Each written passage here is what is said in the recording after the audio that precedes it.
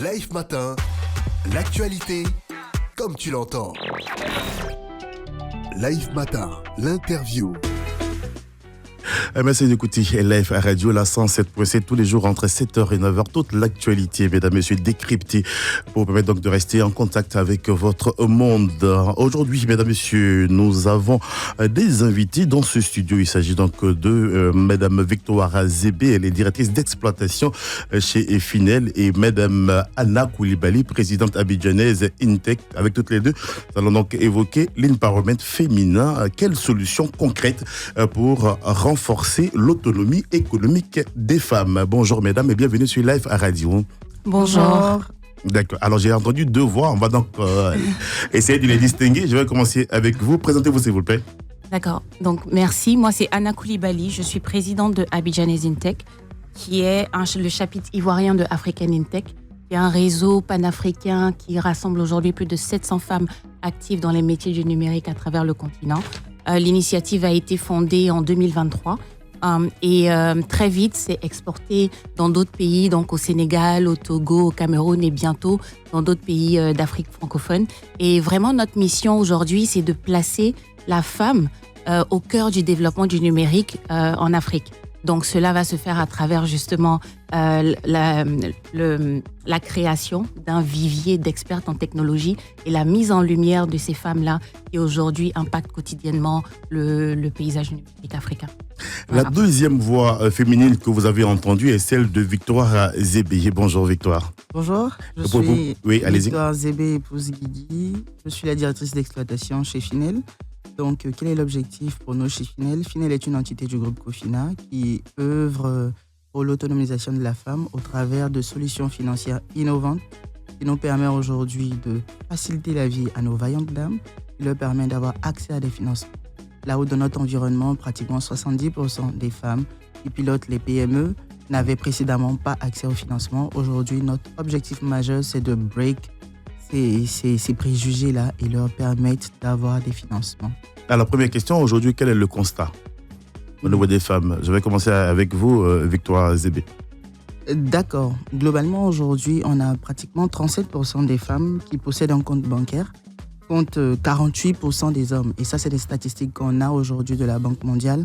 Donc, ce qui nous montre de façon claire et nette que les femmes ont moins accès au financement, ont moins de comptes bancaires. Et aujourd'hui, c'est dramatique. À périmètre égal, on se retrouve avec des femmes qui, certes, dirigent des PME. Comme je le disais, 70% des femmes qui dirigent des PME n'ont aujourd'hui pas accès à des financements. Et l'objectif majeur pour nous aujourd'hui, c'est de se dire quel est le rôle qu'on peut jouer dans notre économie.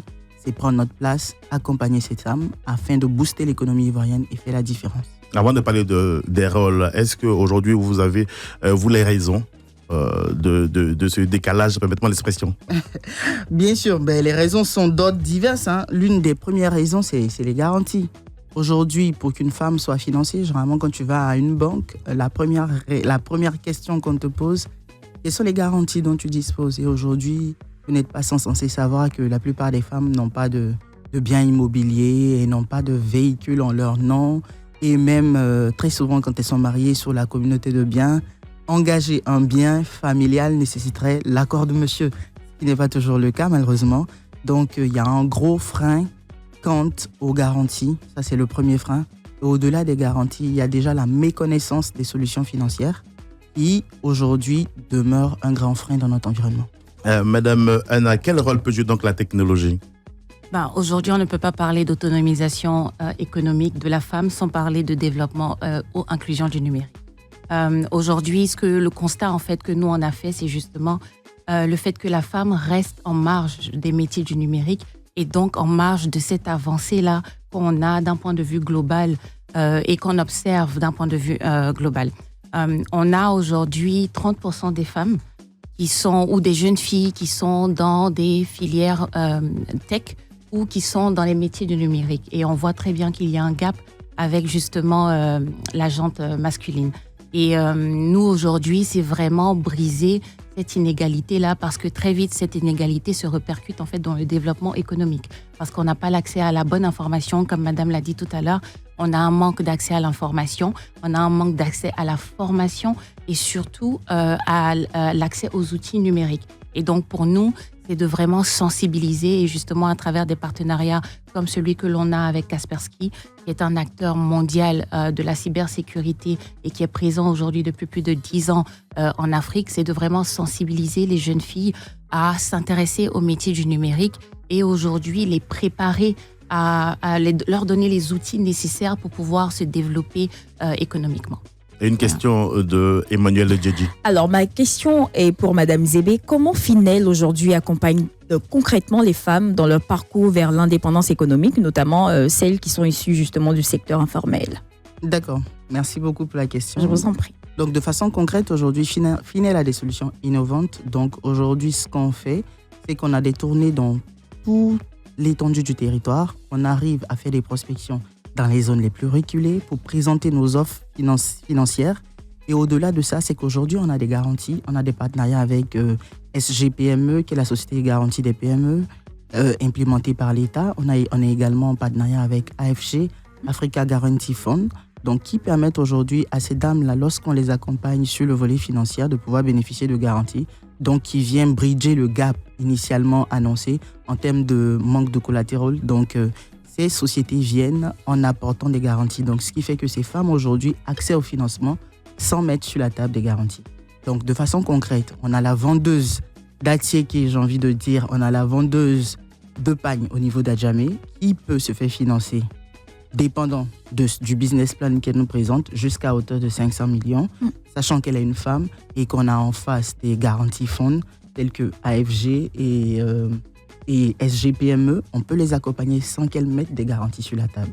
D'accord. Voilà, Est-ce que c'est un prêt aujourd'hui qui est remboursé par la suite? Bien sûr, bien sûr. C'est un prêt. C'est un prêt. D'accord.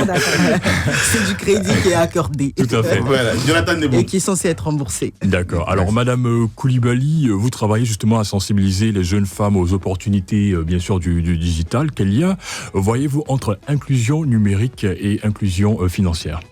Oui. Donc, comme je l'ai dit tout à l'heure, on ne peut pas parler aujourd'hui d'inclusion financière si on ne parle pas d'inclusion numérique.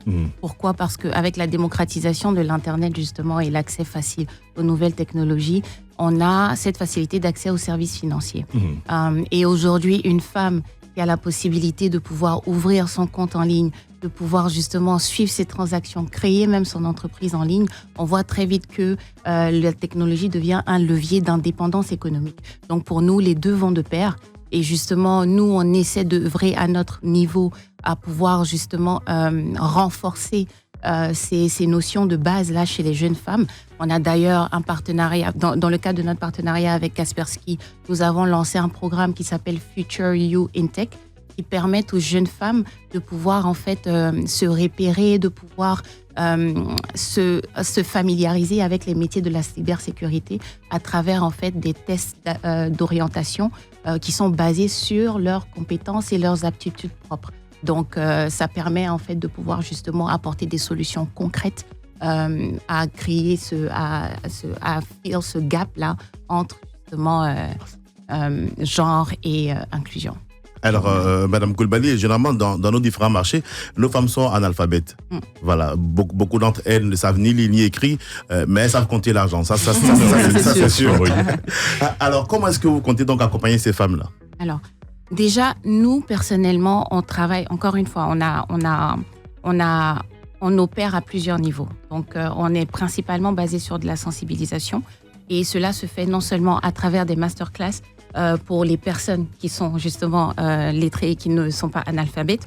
On a aussi des webinaires, mais par exemple, on établit des partenariats stratégiques comme celui que l'on a avec des organisations qui nous permettent en fait de faire de la sensibilisation au mass market. Donc, on a, pour ne citer que deux organisations avec lesquelles on travaille, on a DigiFemme, qui est dirigée par Nadine Zoro, mais encore la Fondation Ses Fils, qui est dirigée Madame Sephora Kodjo, qui aujourd'hui forme, encadre ces jeunes femmes-là qui décident en fait d'entreprendre en leur apportant des notions de base. Parce que c'est vrai que bien qu'étant analphabètes, aujourd'hui, avec maintenant l'utilisation, elles sont bien analphabètes, mais on a la possibilité d'utiliser des smartphones, on a la possibilité de pouvoir avoir accès à l'Internet, et c'est de trouver les moyens de véhiculer le bon message pour pouvoir justement amorcer l'utilisation de ces outils technologiques-là pour faciliter le développement et la croissance de leurs entreprises. Est-ce qu'aujourd'hui, on a des chiffres, des statistiques? Par rapport aux les femmes que vous avez encadrées, que vous accompagnez? Oui, c'est énormément de femmes. Je pense que même au niveau, on a des cohortes de femmes qui sont formées et généralement ces cohortes-là, c'est plus de 700 femmes à la fois qui sont encadrées. Et oui, donc c'est vraiment énormément de femmes.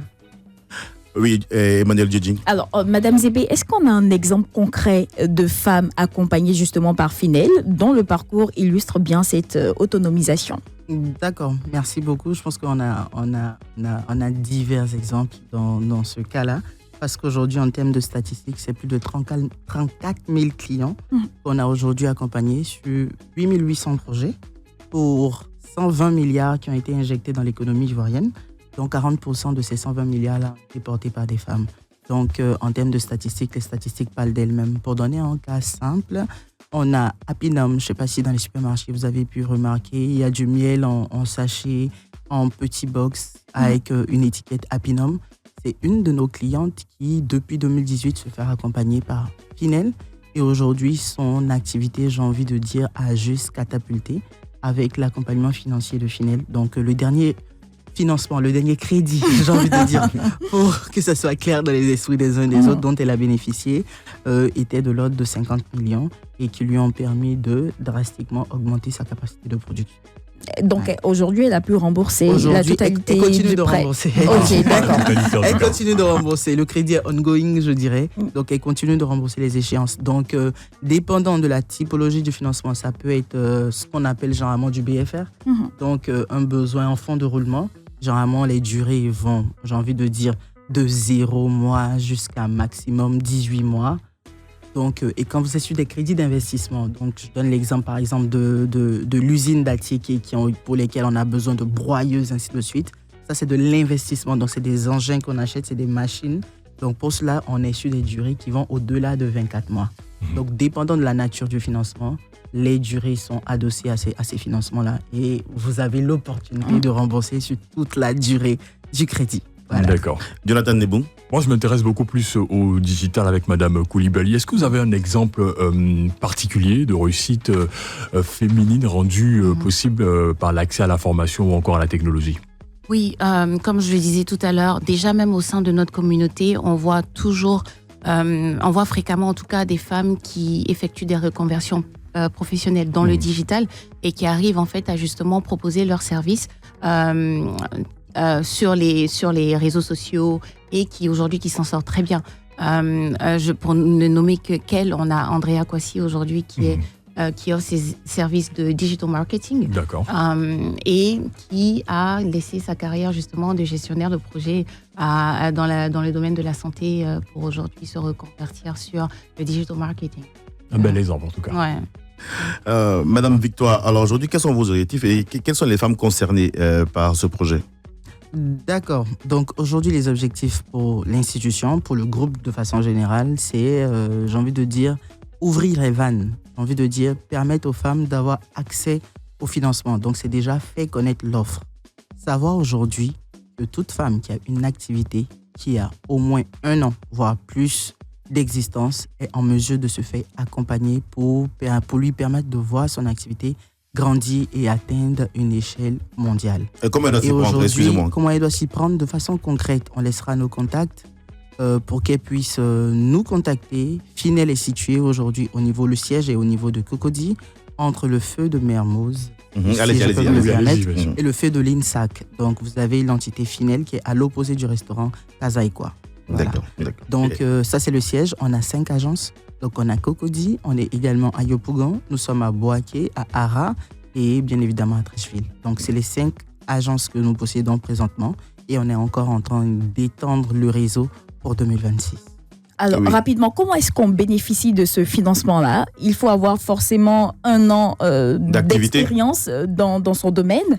Oui, il faille parce que du coup, l'idée pour nous, c'est d'accompagner à la croissance de l'activité des dames. Donc, il faille que tu aies un minimum d'expérience dans ce que tu fais pour que cette expérience-là soit avérée, que tu aies la capacité de noter au moins les ventes que tu fais, que tu saches auprès de qui tu achètes ta marchandise. Donc, c'est des informations qu'on collectera. Ça nous permettra, au travers de la data qu'on va collecter, de pouvoir faire ce qu'on appelle des MRAC, généralement dans le langage financier. Donc, à partir de ces cas de base, ces cas dégradés, on serait en mesure de connaître de façon intrinsèque quelle est ta capacité d'endettement. Et à partir de cette capacité d'endettement-là, on définira le seuil qu'il nous faut pour t'accompagner. C'est beaucoup de procédures pour obtenir le financement. Beaucoup de procédures, je dirais non. Généralement, là où dans le système bancaire, facilement un dossier de crédit, tu l'inities et tu as un accord au bout de 2-3 mois. Aujourd'hui, dans la mésofinance que prône Jean-Luc Conant, voilà, qui est notre PDG, aujourd'hui dans cette mésofinance et plus principalement à Finel, en moins d'1 mois, donc je te dis en 1 semaine, on est capable de financer. Donc c'est inédit, c'est innovant et c'est là toute la différence. Madame Anna Koulibaly, on vous donne donc la possibilité de lancer maintenant un appel. Alors, donc moi, déjà, je lance un appel à toutes, justement, les jeunes filles de pouvoir s'intéresser au digital parce qu'aujourd'hui, comme je l'ai dit, on ne peut pas faire sans la technologie. C'est l'outil du présent et ce sera aussi l'outil du futur. Et il est important aujourd'hui d'éveiller les consciences, justement, parce que pour moi, d'un point de vue féminin, pour moi, la femme de demain, justement, elle est censée être autonome, connectée et aussi formée. Donc, il est important de pouvoir, justement, développer ces aptitudes-là maintenant et pouvoir intégrer la technologie dans notre quotidien, que ce soit la maman au marché, que ce soit la jeune fille à l'université, mais vraiment s'approprier ces outils-là pour un développement beaucoup plus serein. Madame Victoire Zébé, votre mot de fin? D'accord, déjà dit merci. Merci à Life Radio qui globalement, j'ai envie de dire, œuvre également pour l'empowerment féminin. Donc, ouvrir vos portes n'est pas donné à tout le monde. Donc, merci de nous avoir reçus dans vos locaux. Et ce que je peux dire, c'est qu'aujourd'hui, nous sommes là pour aider les femmes à faire la différence dans leur environnement. Tu es une jeune dame, tu veux bénéficier d'accompagnement, tu as une activité qui est en pleine extension. N'hésite pas, contacte-nous au 25 22 00 08 08 et ensemble, nous t'aiderons à faire la différence. On peut reprendre le numéro, s'il vous plaît? Le 25 22 00 08 08. Merci. Merci beaucoup, Madame Victoire Zébé. Je rappelle que vous êtes directrice d'exploitation chez Finel. Et Madame Anna Koulibaly, présidente abidjanaise Intech. Toutes les deux avec vous, on a parlé donc d'empowerment féminin. Quelle solution concrète pour renforcer l'autonomie économique de la femme? Merci beaucoup d'avoir choisi Life Radio pour passer votre message. C'est ici qu'on s'arrête pour aujourd'hui. Merci à Emmanuel Djedji. Merci également à Jonathan Nebou. Que Dieu vous garde. Merci.